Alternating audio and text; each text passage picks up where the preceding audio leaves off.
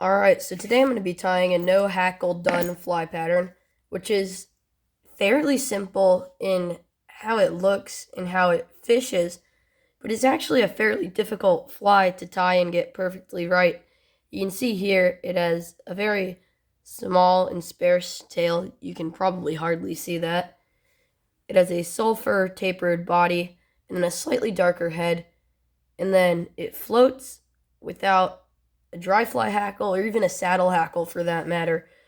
It floats on these two wings, which are slightly cupped over each other, and that allows air to get in right here, but a small bubble gets trapped right around here. So the fly floats on the surface of the water, and this is, from what I've seen online and everything, I don't have trout in my area, so this is not from my experience. Apparently, this is one of the most effective flies to fish when there's a dun hatch. All of the sources I could find said that, and it seems it because it does imitate a little mayfly or sulfur dun, and it looks pretty good, so let's get tying. So you can see here, this is how the wings are structured actually. I'm just going to loosen my vise. You can see they're slightly flat over each other, which allows air to get trapped right in here, like I was mentioning, and the fly floats on the surface of the water. I'm using a pale morning dun thread and a size 12 hook for this fly. And then the tail, you can use microfibbits or something like that. You can also, one thing I recommend using that I have some of over here is Fly Tires Dungeon high float fibers. Those are just a little bit thin to use as microfibbits though, but I think they could work pretty well. I use them as parachute posts and stuff, but it's a really good synthetic. I bring my thread base back to around just a bit ahead of where the bend of the hook begins. And now I take my mallard flank feather. You can see this one's pretty torn up and used, but as long as there's 3 fibers on it, you can still make use of it for this fly. I use 3 because that's the number of tails that a mayfly has, but of course if you don't get directly on the number, it probably won't affect this fly. This might be the most time-consuming and annoying part, is locating 3 perfect fibers. And I've got some right here. So I'm just going to trim them at the stem of the feather. And now I have this right here, and you can see it's slightly curved naturally.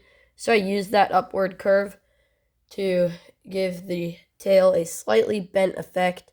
And I want the tail to be about the length of the hook shank. So I just measure it up to it and then tie it in at that point.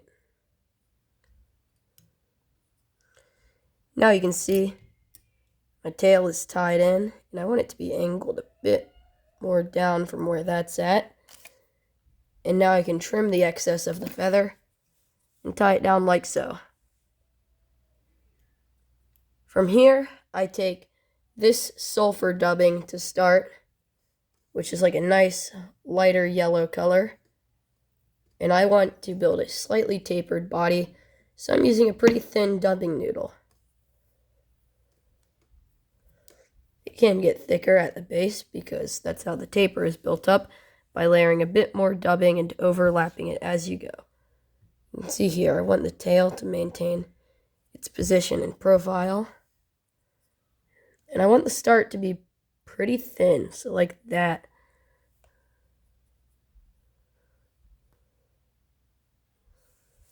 And you can see here it's sort of difficult if you don't have a flatter type thread to build up overlapping wraps of dubbing. But with a little practice, you can get it right where you need it.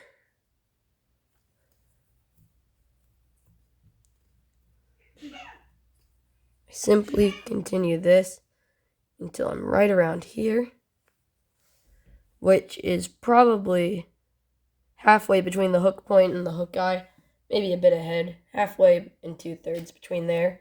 And now I take this olive and sulfur dubbing mix, and I twist this into my thread. From here, I can wrap just a little collar type thing right here. And this sort of helps round out the body as well. And now for the wings, I'm using this, I think this is just a normal duck quill dyed black. I recommend using a dyed black or dyed olive quill because these are the colors that are going to look the best on this fly. I want to choose a fairly stiff section of the quill, and some people choose matching slips of the wings for this, but I simply choose two similar slips from the same side because I find that the side with shorter quills on it often has stiffer quills that are more easy to work with, as opposed to the quills that just will not cooperate with your thread. For this one, I actually may use a bit of the stiffer quills on the softer side of the feather because I do want the feathers to bend over a little. So I'm going to choose this little bunch right here.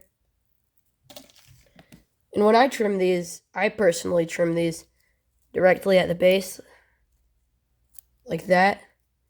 And I can just trim the rest once I tie it in. So you can see here I have something that looks like this. And I measure it out to where it reaches about to the base of the tail. You can make it a little more than or a little less than that. And I don't want these fibers to go crazy when I tie them in.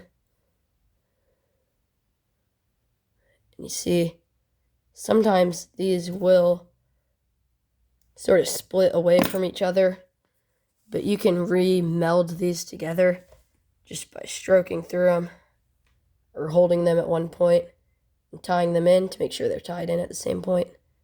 And you see that works perfectly for this.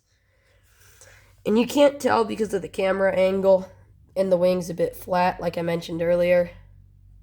But this leads to a wing that looks something like this when viewed from directly above.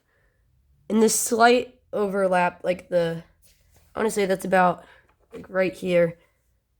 With how it's leaning, that's probably about a 45-degree angle that leads to a very slight overlap with the feather and gives this fly the ability to trap the air bubbles that it needs in order to float, which is what makes this fly interesting because the videos I'd watched, it seemed not many people understood how it floated.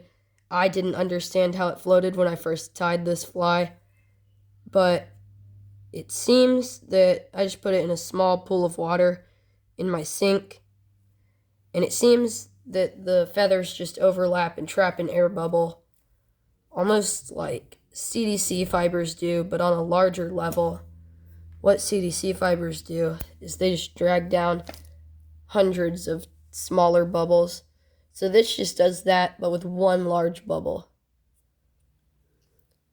And you can see I do the exact same thing with the other side's wing, just get that slight overlap in there. That little 45-degree angle that you want to shoot for. And then I tie that down and trim it. And from here I have my head, which I've just got to fix my wings real quick. Hold on. Which, if you remember the dubbing mix, the sulfur and olive mix that I used on my thorax, I can use that same mix to form just a slightly darker head. And you can see I want the head to be about as thick as the body was at the thickest point of its taper. So just like this. And I think I actually tapered that body pretty well. Usually I struggle with that. And now I can whip finish this fly. I simply just get under here and do a 6-turn whip finish before trimming my thread. And you can see here this fly turned out pretty good. This was one of my first of this pattern, and it's known for being fairly difficult to tie, but the biggest problem I had with this fly was getting the wings to stay melded. Which you can see here, I think this fly turned out pretty good. I got the taper about right. I got the wings right. And I forgot to mention, but this fly is actually a viewer request from someone who watches my channel, and I think that's pretty cool. So thank you for suggesting this pattern if you're watching right now, which you probably are. But yeah, I enjoyed tying this, and I hope you enjoy tying this pattern as much as I did. So yeah, thank you for watching. If you enjoyed this video, be sure to like and subscribe so you don't miss any of my future videos. And I do recommend checking out some of my other videos for more tying videos like this. And I even have a few videos on my channel where I fish patterns like this, and I hope to do more of those shortly. So yeah, thank you for watching.